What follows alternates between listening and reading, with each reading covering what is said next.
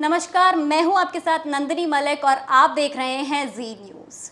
आज के health segment में हम मलाज़मा और उसके ट्रीटमेंट के बारे में बात करेंगे। मलाज़मा एक कॉमन स्किन प्रॉब्लम है जिसे एडवांस लेज़र टेक्नोलॉजी से ट्रीट किया जा सकता है और इसी पर बात करने के लिए आज हमारे साथ जुड़ रहे हैं डॉक्टर मनन मेहता, जो कि एक रेनाउंड स्किन केयर डर्मेटोलॉजिस्ट हैं और आव्या स्किन क्लिनिक के फाउंडर हैं। डॉक्टर मेहता, बहुत बहुत स्वागत है आपका इस इंटरव्यू में। Thank you for inviting me. Interview की शुरुआत करते हुए मेरा पहला सवाल आपसे कि आखिर मलाज़मा है क्या और ये बॉडी में कैसे पैदा होता है, कैसे विकसित होता है, और ऐसा देखा भी जा रहा है कि ये मोस्टली फीमेल्स में पाया जाता है। बिल्कुल, मेलाज़मा की जो प्रॉब्लम होती है ये फीमेल्स में बहुत कॉमनली देखी जाती है और ये ज़्यादातर प्रेगनेंसी के दौरान देखी जाती है। प्रेगनेंसी में कुछ हार्मोनल चेंजेस आने लग जाते हैं जिसमें टायरोसिन और मेलानिन का प्रोडक्शन ज़्यादा होने लग जाता है। मेलानोजेनेसिस जिसे हम कहते हैं कि मेलानिन के जो पिगमेंट के जो सेल्स होते हैं उनका प्रोडक्शन ज़्यादा होने लग जाता है, जिसकी वजह से मेलानोसाइट्स ज़्यादा होने लग जाते हैं। मेलानोसाइट्स वो वाली सेल्स होते हैं जिनके अंदर पिगमेंट मेलानिन होता है। तो ज़्यादा नंबर ऑफ मेलानोसाइट्स होते हैं और इसकी वजह से ज़्यादा मेलानिन होता है, जिसकी वजह से ज़्यादा पिगमेंटेशन होती है और ये पिगमेंटेशन बहुत गहरी टाइप की पिगमेंटेशन होती है। दूसरा कारण इसमें धूप का भी देखा गया है। सनलाइट में exposure over a period of time, यानी कि डेली अगर आप आधे घंटे के लिए धूप में जाते हैं, ऐसा आप 10 साल से जा रहे हैं, तो स्किन भी पतली होने लग जाती है उम्र के साथ में, तो और सन डैमेज होता है और पिगमेंटेशन और ज़्यादा कारण देखा जाता है। बट ये धूप का प्रॉब्लम जो होता है ये प्राइमरी नहीं देखा जाता, ये सेकेंडरी देखा जाता है। हार्मोनल चेंजेस जो प्रेगनेंसी के कुछ सालों के बाद आते हैं फीमेल की बॉडी में, इसकी वजह से देखा जाता है प्राइमरी प्रॉब्लम। मलाज़मा के लिए आम तौर पर कौन कौन से ट्रीटमेंट्स ऑप्शन अवेलेबल हैं? कॉमनली जो ट्रीटमेंट ऑप्शंस होते हैं मेलाज़मा के लिए ये होते हैं सनस्क्रीन, डीपिगमेंटिंग क्रीम्स जैसे कि arbutin, kojic acid, vitamin C के सीरम्स। इसके अलावा फेस वॉशेस होते हैं, ओरल टैबलेट्स जैसे ओरल टैबलेट में ग्लूटाथायन होता है, ट्रानेक्सामिक एसिड होता है और उसके अलावा केमिकल पील्स होते हैं, कार्बन पील होता है, वो भी इस्तेमाल की जाती है और लेज़र ट्रीटमेंट भी काम आता है मेलाज़मा की ट्रीटमेंट में। बहुत से लोगों का सवाल है, उनकी चिंता है कि क्या ये लेज़र ट्रीटमेंट सेफ़ और प्रॉपरली इफ़ेक्टिव हैं?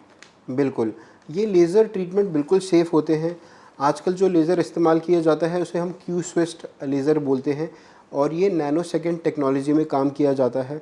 नैनो सेकंड टेक्नोलॉजी का मतलब ये होता है कि ये 1 मिलीमीटर के जो पार्टिकल होता है उसको 1 मिलियन पार्टिकल्स में ब्रेक कर देता है और ये इसके कम से कम 7 to 8 सेटिंग्स इस्तेमाल किए जाते हैं जिसमें अच्छे रिज़ल्ट आते हैं। कभी-कभी एक कॉम्बिनेशन ट्रीटमेंट दिया जाता है Q-twist laser with chemical peels के साथ में, तो वो दोनों का इफ़ेक्ट जो होता है ज़्यादा अच्छे रिज़ल्ट्स देता है। मलाज़मा के लिए ओवरऑल कितना टाइम लगता है, कितना समय लगता है एक ट्रीटमेंट के लिए, और कितनी सिटिंग्स में आप ये करते हैं? मेलाज़मा कम से कम एटलीस्ट 8 से 9 लेज़र सिटिंग लगते हैं जिसे हम क्यू-स्विस्ट लेज़र बोलते हैं और साथ में केमिकल पील्स का भी कॉम्बिनेशन काफ़ी अच्छे रिज़ल्ट्स देता है। 4 से 5 केमिकल पील की setting along with 8 to 9 sittings of Q-twist laser काफ़ी अच्छे रिज़ल्ट्स आपको देता है। जैसे कि आपने लेज़र ट्रीटमेंट के बारे में बात की है, क्या इनसे भी अलग कोई नई टेक्नोलॉजी मार्केट में आई है इन ट्रीटमेंट्स के लिए? बिल्कुल। अभी एक नई टेक्नोलॉजी आई है जिसे हम पिको लेज़र कहते हैं, यानी कि ये लेज़र पिको सेकंड टेक्नोलॉजी में काम करता है। अब पिको सेकंड टेक्नोलॉजी जो होती है ये बहुत अलग होती है नैनो सेकंड टेक्नोलॉजी से। तो यानी कि जो अब तक के जो लेज़र्स हैं मार्केट में ये सारे क्यू-स्विस्ट लेज़र है होते हैं। क्यू-स्विस्ट लेज़र जो होता है वो नैनो सेकंड टेक्नोलॉजी में काम करता है। नैनो सेकंड टेक्नोलॉजी का मतलब होता है कि ये 1 मिलीमीटर के पार्टिकल को 1 मिलियन पार्टिकल्स में ब्रेक कर देता है।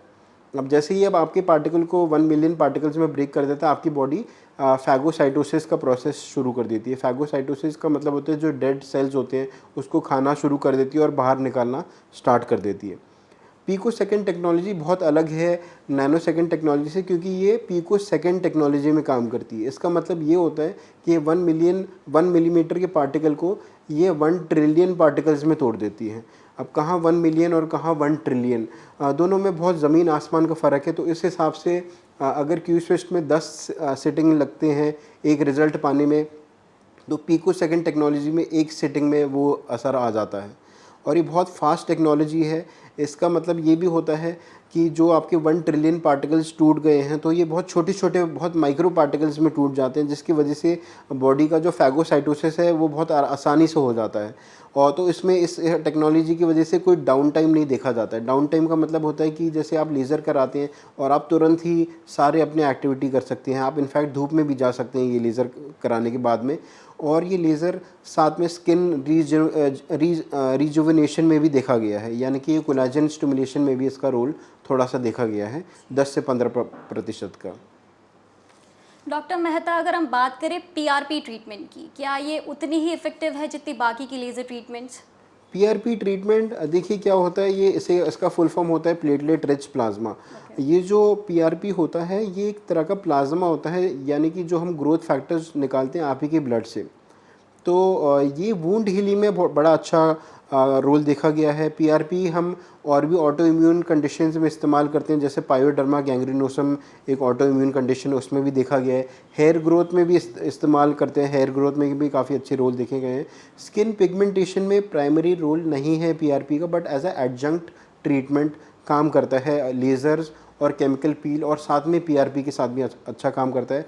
पीआरपी का रोल ज़्यादा कोलेजन स्टिमुलेशन में होता है, यानी कि रिंकल्स कम करता है, और पिगमेंटेशन में भी थोड़ा सा रोल इसका देखा गया, पर बहुत ज़्यादा रोल नहीं देखा गया। तभी हम इसको एक कॉम्बिनेशन ट्रीटमेंट देते हैं लेज़र्स और केमिकल पील के साथ में। मेरा आखिरी सवाल आपसे, एंटी एजिंग प्रोसीजर्स, दुनिया भाग रही है इस चीज़ के पीछे, तो फिर कुछ ऐसे प्रोसीजर्स बताइए जिससे लोगों की मदद हो, लोग चाहें उसे। बिल्कुल। जैसे जैसे हमारी उम्र बढ़ती है हमारी स्किन के अंदर कोलाजन की कमी आने लग जाती है। इसका रीज़न ये होता है क्योंकि जो आपकी स्किन होती है वो उम्र के साथ पतली होने लग जाती है। तो अगर जब आपकी स्किन और ज़्यादा पतली होती है तो सन डैमेज ज़्यादा होता है, सन डैमेज ज़्यादा होता है तो पिगमेंटेशन ज़्यादा होती है। इसका मतलब ये भी होता है कि आपको रिंकल्स जो हैं वो भी ज़्यादा आएंगे सन डैमेज की वजह से। तो एक तो ये इस लेवल पे आपका पिगमेंटेशन और सन डैमेज की वजह से आपके रिंकल्स स्टार्ट होने लग जाते हैं। दूसरा जो होता है कारण ये होता है कि आपका जो बॉडी में स्ट्रेस होता है, स्ट्रेस, पोल्यूशन, एनवायरमेंटल फैक्टर्स, इसकी वजह से भी आपकी एजिंग फास्ट होती है। आजकल जो मार्केट में जो चल रहा है कॉमनली, इसे हम फिलर्स कहते हैं, बोटॉक्स कहते हैं, बहुत कॉमन है। बट ये आर्टिफिशियल प्रोडक्ट्स होते हैं। ये प्रोडक्ट्स जो होते हैं सिंथेटिक प्रोडक्ट्स होते हैं, और बहुत सारी बड़ी बड़ी कंपनीज़ इन प्रोडक्ट्स को बनाती हैं।